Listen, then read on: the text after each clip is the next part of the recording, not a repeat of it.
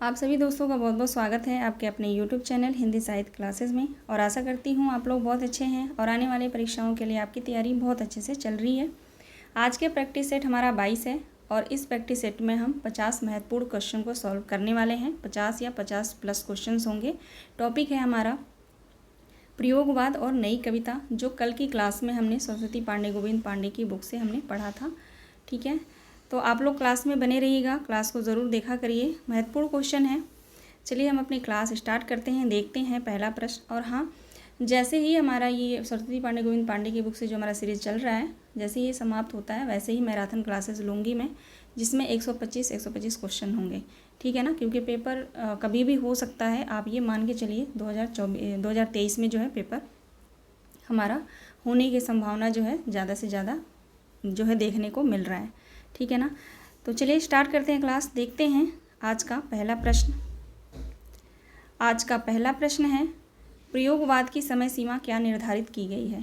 आपको बताना है प्रयोगवाद की समय सीमा क्या मानी गई है।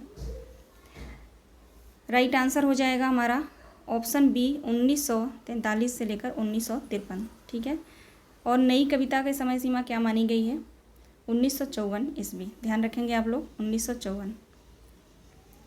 आगे बढ़ेंगे। अगला प्रश्न है, प्रयोगवाद का जन्मदात्री पत्रिका किसे माना गया है। तार सप्तक पत्रिका को, प्रतीक पत्रिका को, नए पत्ते पत्रिका को या नई कविता को। प्रयोगवाद की जन्मदात्री पत्रिका किस पत्रिका को माना गया है। राइट आंसर क्या हो जाएगा। राइट आंसर होगा ऑप्शन ए, तार सप्तक पत्रिका को। ठीक है, ध्यान रखेंगे आप लोग, प्रयोगवाद का जन्मदात्री पत्रिका अगर पूछा जाए तो राइट आंसर हमारा तार सप्तक पत्रिका होगा। आगे बढ़ेंगे। अगला प्रश्न है, प्रयोगवादी कवियों की रचनाएं किस पत्रिका में संग्रहित हैं।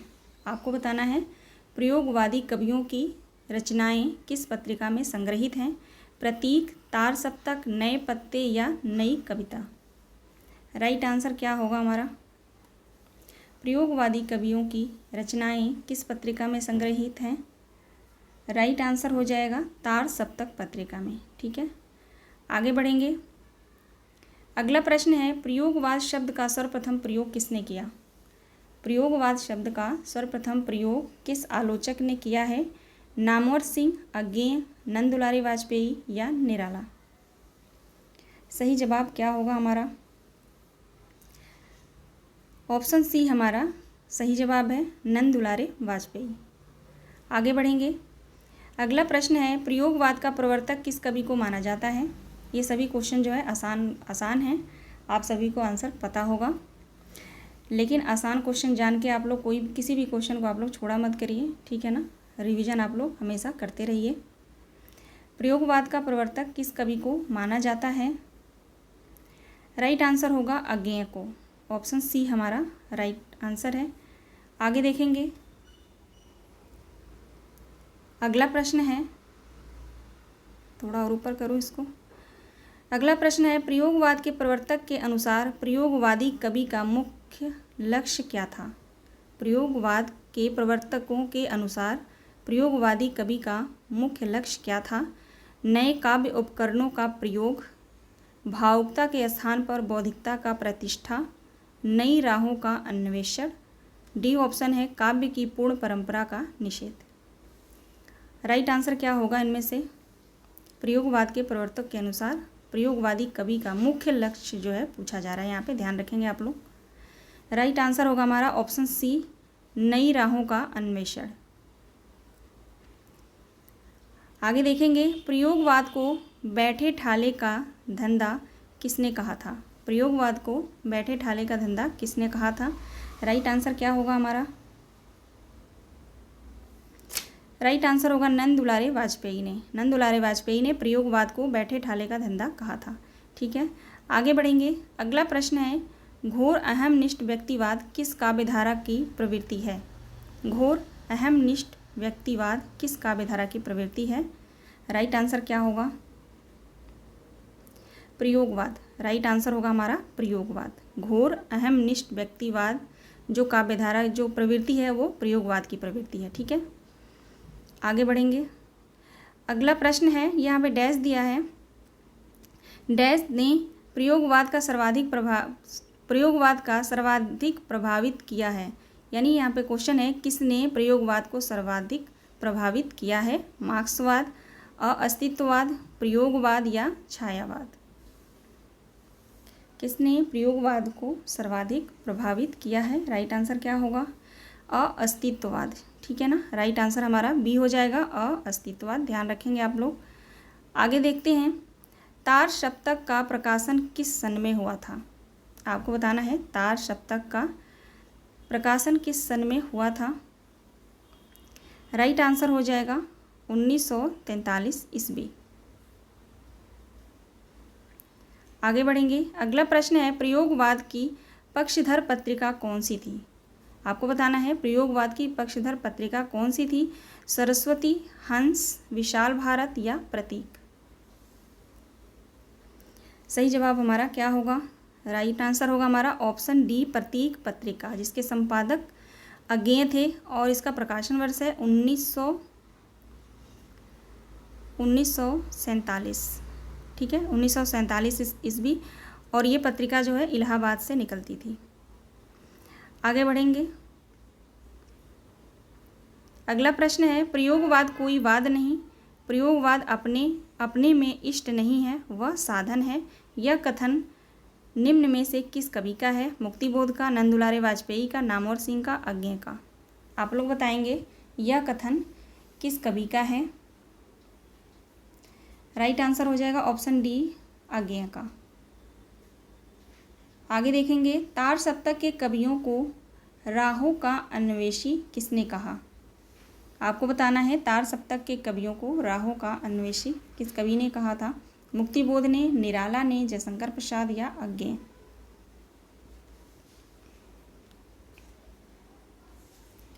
राइट आंसर होगा अज्ञेय ने कहा था। और ये किस सप्तक की भूमिका में लिखा गया है? तो आप लोग ध्यान रखेंगे, तार सप्तक की भूमिका में लिखा गया है। ठीक है, आगे देखेंगे, अगला प्रश्न है, नकेनवाद किस काव्यधारा के लिए प्रयुक्त हुआ है? छायावादी काव्य, प्रगतिवादी काव्य, प्रयोगवादी काव्य या इनमें से कोई नहीं? आपको बताना है नकेनवाद किस काव्यधारा के लिए प्रयोग किया गया है? राइट आंसर होगा प्रयोगवादी काव्य के लिए। अगला प्रश्न देखते हैं, नकेनवाद नामक साहित्यिक आंदोलन के अग्रणी है। यहाँ पे आपको बताना है नकेनवाद नामक साहित्यिक आंदोलन के अग्रणी कौन कौन से कवि हैं? इनमें से जगदीश गुप्त, नरेश मेहता या अज्ञेय? नलिन विलोचन शर्मा, केसरी कुमार, नरेश मेहता? नलिन विलोचन शर्मा, केसरी कुमार, नागार्जुन, नरेश मेहता, केसरी कुमार, निर्मल वर्मा? राइट आंसर क्या हो जाएगा?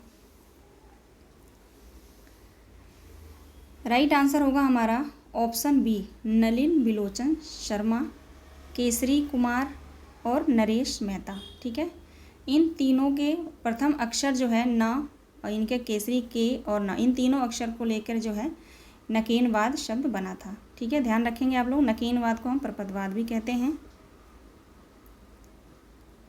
आगे बढ़ेंगे, अगला प्रश्न है, इनमें से कौन से कवि नकेनवाद यानी प्रपदवाद से संबंधित नहीं हैं? आपको बताना है इनमें से कौन से ऐसे कवि हैं जो नकेनवाद से जो है उनका संबंध नहीं है। राइट आंसर होगा प्रयाग नारायण त्रिपाठी। प्रयाग नारायण त्रिपाठी हमारा सही जवाब है। आगे देखेंगे, अगला प्रश्न है, निम्न में से कौन तार सप्तक के कवि नहीं हैं? आपको बताना है इनमें से कौन से कवि तार सप्तक के नहीं हैं। ठीक है, आप लोगों को पता होगा तार सप्तक में कितने कवि हैं? तो 7 कवि। ठीक है, हर सप्तक में जो कवि 7 कवियों को रखा गया है। टोटल अगर कवि पूछता है तो 28। ठीक है, ध्यान रखेंगे। और उनमें से महिला अगर पूछता है कि तार सप्तक में कितनी महिलाएं कवयित्री हैं तो 3 हैं। ठीक है ना, इन छोटी छोटी बातों को आप लोग ध्यान रखिएगा। राइट आंसर हमारा क्या होगा? निम्न में से तार सप्तक के कवि इनमें से कौन नहीं है?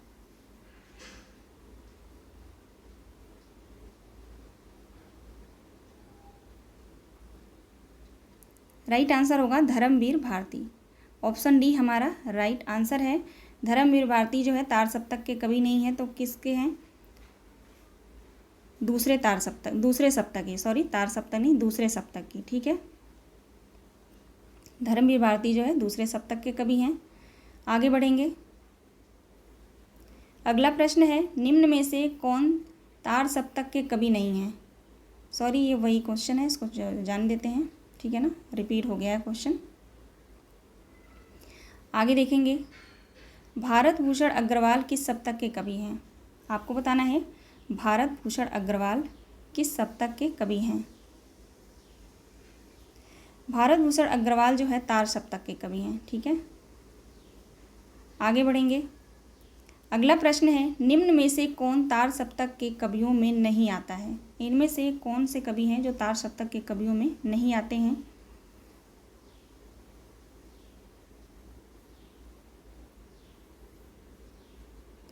राइट आंसर होगा शमशेर बहादुर सिंह। शमशेर बहादुर सिंह हमारा सही जवाब है। शमशेर बहादुर सिंह जो है दूसरे सप्तक के कवि हैं, ठीक है।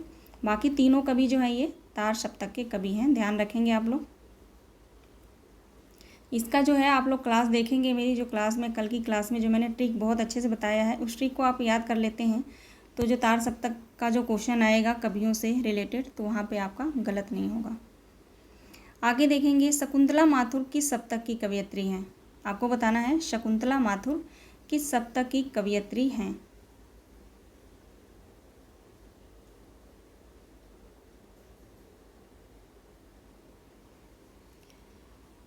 सही जवाब होगा दूसरा सप्तक, ठीक है। शकुंतला माथुर जो है दूसरे सप्तक की कवयित्री हैं। आगे बढ़ेंगे। अब आपको बताना है दूसरे सप्तक के कवि हैं, आपको बताना है कि इनमें से कौन से कवि हैं जो दूसरे सप्तक के हैं। राइट आंसर होगा हमारा सभी, ठीक है। ये सभी कवि जो हैं दूसरे सप्तक के हैं। आगे बढ़ेंगे, 1 मिनट आप लोग होल्ड करेंगे।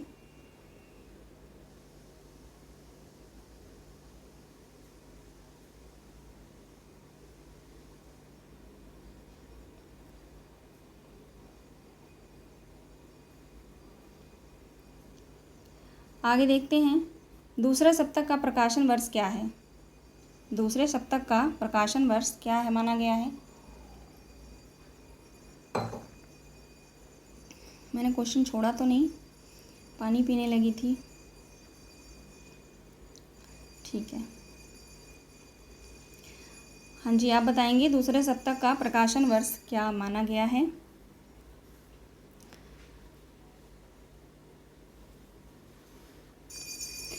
सही जवाब होगा हमारा 1951, ठीक है। दूसरे सप्तक का प्रकाशन वर्ष है 1951। आगे बढ़ेंगे। अगला प्रश्न है, हरि नारायण व्यास की कविताएं किस सप्तक में संकलित हैं? हरि नारायण व्यास की कविताएं किस सप्तक में संकलित हैं?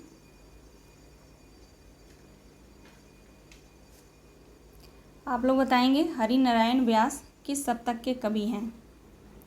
आप लोग बताइएगा कमेंट के माध्यम से। हरि नारायण घनश्याम व्यास नाम है इनका पूरा, हरि नारायण घनश्याम व्यास, ये किस सप्तक के कवि हैं और इनकी कविताएं किस सप्तक में संकलित हैं? ये तो क्वेश्चन है। राइट आंसर क्या होगा क्वेश्चन नंबर 24 का? राइट आंसर होगा दूसरा सप्तक, ठीक है। इनकी कविताएं जो हैं दूसरे सप्तक में संकलित हैं। आगे बढ़ेंगे। अगला प्रश्न है, कीर्ति चौधरी किस सप्तक की कवयित्री हैं? आपको बताना है कीर्ति चौधरी किस सप्तक की कवयित्री हैं।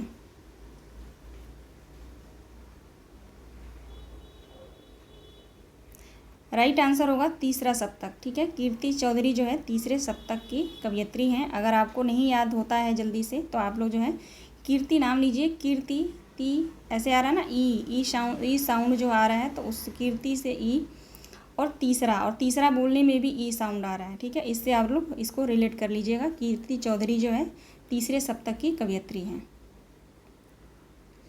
आगे देखेंगे, तीसरा सप्तक के कवि नहीं हैं। आपको बताना है इनमें से तीसरे सप्तक के कवि नहीं हैं। कौन से कवि जो हैं जो तीसरे सप्तक के नहीं हैं? Question number 26।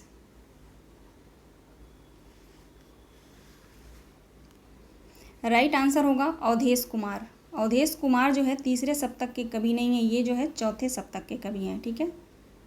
राइट आंसर हमारा तीसरा हो जाएगा। आगे बढ़ेंगे। अगला प्रश्न है, तीसरा सप्तक के कवि इनमें से कौन नहीं है? तीसरा सप्तक के कवि इनमें से कौन नहीं है? अगर इस तरह के क्वेश्चन आप लोग सॉल्व कर लेते हैं तो आप लोग यकीन मानिए यहाँ से कोई क्वेश्चन आपका गलत नहीं होगा, जबकि बहुत कन्फ्यूजन है इसमें। जो 28 कवि हैं टोटल मिला करके, इनको याद करना इतना आसान नहीं है और क्वेश्चन पूछा भी जाता है इसी तरीके से, ठीक है ना। तो आप लोग जो है क्वेश्चन को ध्यान रखिएगा। चलिए राइट आंसर आप लोग बताएंगे, तीसरा सप्तक का कवि इनमें से कौन नहीं है?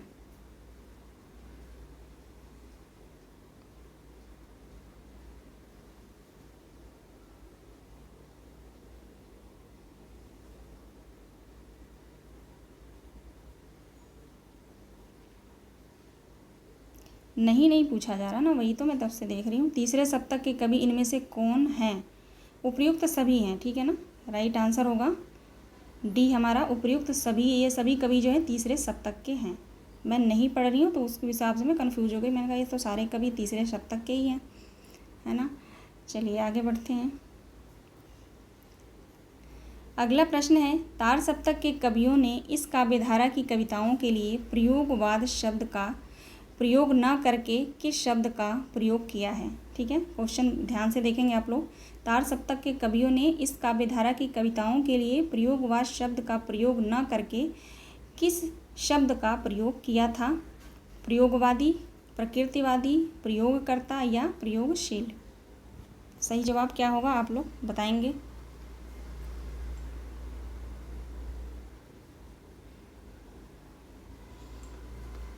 राइट आंसर होगा हमारा प्रयोगशील, ठीक है। प्रयोगशील शब्द का प्रयोग किया था। आगे देखते हैं। अगला प्रश्न है, किस वाद को प्रगतिवाद की प्रतिक्रिया भी कहा जाता है? आपको बताना है किस वाद को प्रगतिवाद की प्रतिक्रिया का भी कहा जाता है।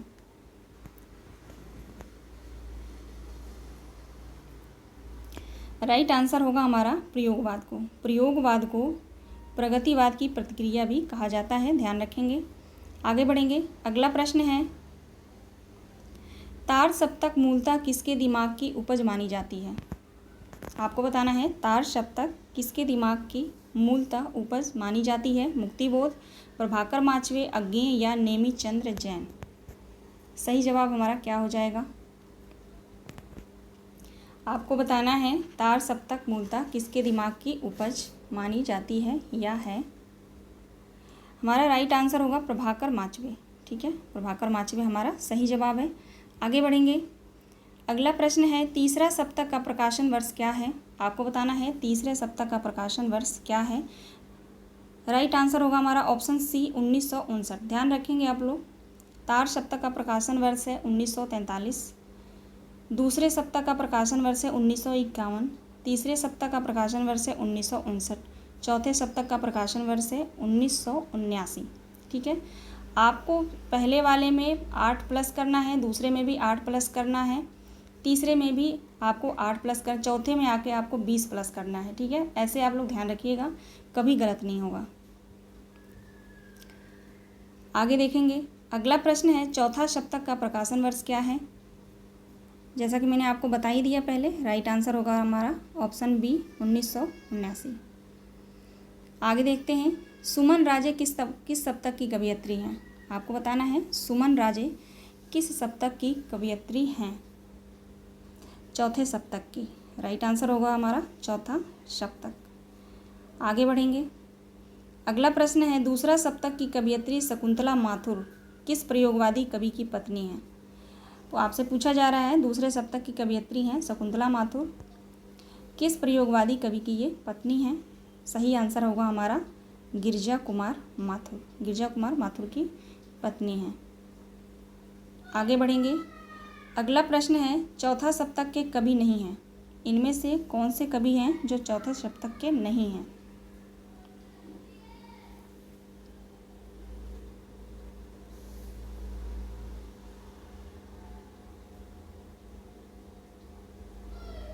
आपको बताना है चौथे सप्तक के कवि नहीं हैं। राइट आंसर होगा हमारा केदारनाथ सिंह। केदारनाथ सिंह जो है तो चौथे सप्तक के कवि नहीं हैं, ये तीसरे सप्तक के कवि हैं। ठीक है, ध्यान रखेंगे आप लोग। केदारनाथ सिंह जो है तीसरे सप्तक के कवि हैं। आगे देखेंगे, अगला प्रश्न है अज्ञेय का जन्म वर्ष क्या है? अज्ञेय का जन्म कब हुआ था? 1911 में। आगे देखते हैं, अगला प्रश्न है अज्ञेय को अज्ञेय नाम किसने दिया? अज्ञेय को अज्ञेय नाम किसने दिया? हमारा सही जवाब होगा जैनेन्द्र कुमार। आपको कहीं कहीं पे देखना, आपको कहीं कहीं पे मिलेगा प्रेमचंद। ठीक है, जैनेन्द्र को अज्ञेय को अज्ञेय नाम किसने दिया, कहीं पे आपको देखने को मिलेगा कि प्रेमचंद्र नाम वहाँ पे जो दिया गया है वो गलत है।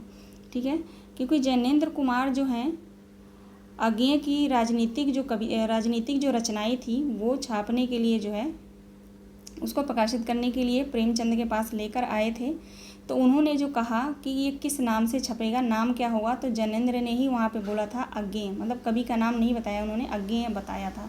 कवि जो है अज्ञेय है, तो वो जो है प्रेमचंद्र ने जब इसका प्रकाशन किया तो वहाँ पे जो है अज्ञेय नाम इन्होंने दिया। लेकिन अगर पूछा जाता है कि अज्ञेय को अज्ञेय नाम किसने दिया, तो हमारा सही जवाब होगा जैनेन्द्र ने दिया। आप लोग जो है डिटेल में इसको पढ़िएगा, वहाँ पे साफ साफ लिखा हुआ है।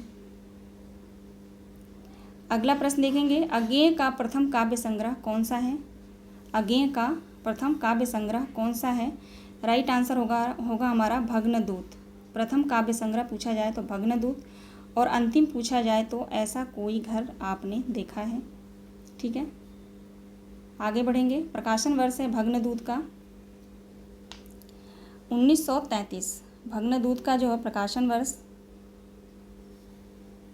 एक बार मैं लिख देती हूँ, 1933 ईस्वी। ठीक है, आगे बढ़ेंगे। किस कवि को कठिन गद्य का प्रेत कहा जाता है? किस कवि को कठिन गद्य का प्रेत कहा जाता है?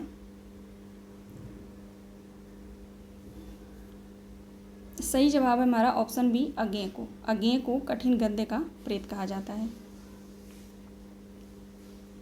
अगला प्रश्न देखेंगे, अज्ञेय ने किस रचना में बुलबुल, श्यामा, फुदकी, दहंगल, कौवा जैसे विषयों को लेकर कवि ने अपनी अनुभूति का परिचय दिया है? राइट आंसर हमारा क्या होगा? ऐसी कौन सी रचना है जिसमें अज्ञेय ने बुलबुल, श्यामा, फुदकी, दंगल, कौवा और विषयों को लेकर कवि ने अपनी अनुभूति का परिचय दिया है? सही जवाब है हमारा हरी घास पर क्षण भर। ठीक है, आगे देखेंगे। अगला प्रश्न है हमारा, अज्ञेय को किस रचना के लिए साहित्य अकादमी पुरस्कार मिला था? अज्ञेय को किस रचना के लिए साहित्य अकादमी पुरस्कार मिला था? आंगन के पार द्वार। सही जवाब है हमारा आंगन के पार द्वार जो रचना है, इस पे अज्ञेय को साहित्य अकादमी पुरस्कार मिला था। और किस वर्ष मिला था? 1964 ईस्वी में। आगे देखेंगे, कितनी नाव में कितनी बार रचना के लिए अज्ञेय को कौन सा पुरस्कार मिला था? आपको बताना है कितनी नाव में कितनी बार रचना के लिए अज्ञेय को कौन सा पुरस्कार मिला था? ज्ञानपीठ पुरस्कार मिला था 1978 ईस्वी में। 1978 ईस्वी में। ठीक है, इन दोनों बातों को आप लोग ध्यान रखेंगे। आगे देखेंगे, अज्ञेय की रचना बावरा अहेरी में अहेरी किसका प्रतीक है? अज्ञेय की जो रचना है बावरा अहेरी, उसमें अहेरी किसका प्रतीक है? सूर्य का, चंद्रमा का, राक्षस का, देवता का? राइट आंसर क्या होगा? सूर्य का। बावरा अहेरी में अहेरी किसका प्रतीक है? तो सूर्य का प्रतीक है। ठीक है, आगे देखेंगे। अगला प्रश्न है, किसे प्रयोगवाद तथा नई कविता का शलाका पुरुष कहा जाता है? किस कवि को प्रयोगवाद तथा नई कविता का शलाका पुरुष कहा जाता है? अज्ञेय को कहा जाता है। राइट आंसर हमारा सी हो जाएगा।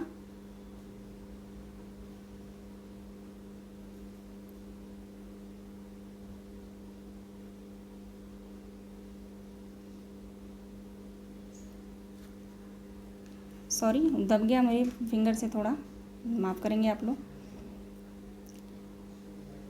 राइट आंसर हमारा क्या हो जाएगा? अज्ञेय। आगे बढ़ेंगे। अगला प्रश्न है, असाध्य वीणा किस प्रकार की कविता है? असाध्य वीणा किस प्रकार की कविता है? असाध्य वीणा जो है एक लंबी कविता है। राइट आंसर हमारा ऑप्शन सी होगा। आगे बढ़ेंगे। सांप कविता में सांप किसका प्रतीक है?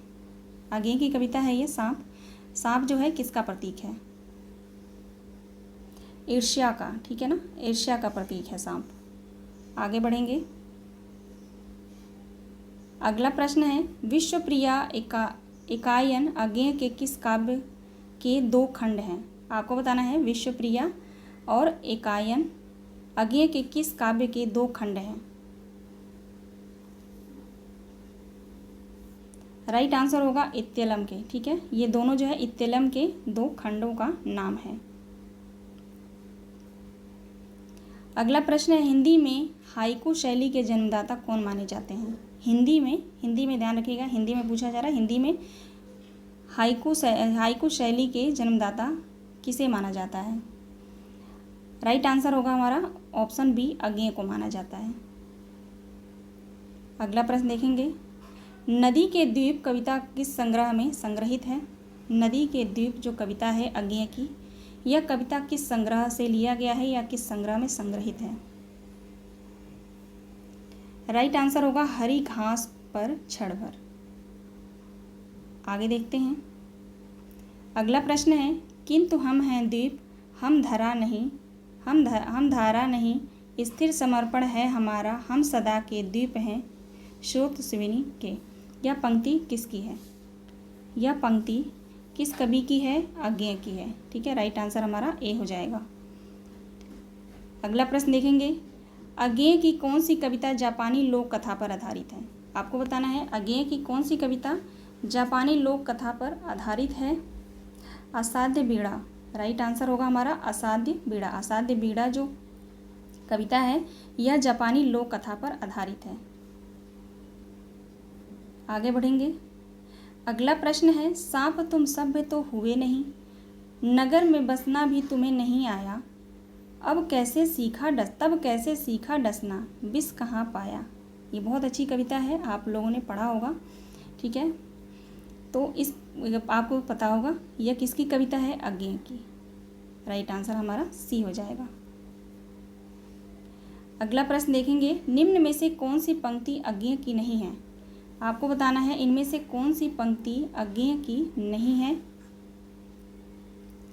राइट आंसर हो जाएगा हमारा ऑप्शन डी, भूख से रिरियाती हुई हथेली का नाम गया है। यह पंक्ति जो है धूमिल की है, ठीक है। यह पंक्ति जो है धूमिल की है, आप लोग ध्यान रखेंगे। बाकी तीनों पंक्तियां जो है अज्ञेय की है। तो राइट आंसर हमारा क्या हो जाएगा? Option D. आगे बढ़ेंगे। अगला प्रश्न है प्रतीक, दीनमान, विशाल भारत पत्र पत्रिकाओं का संपादक कौन है? इन सभी पत्रिका के संपादक कौन हैं?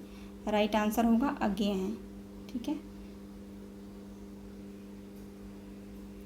चलिए अब जो हमारे यहाँ पे 52 प्रश्न थे, चलिए 54 प्रश्न, ठीक है ना।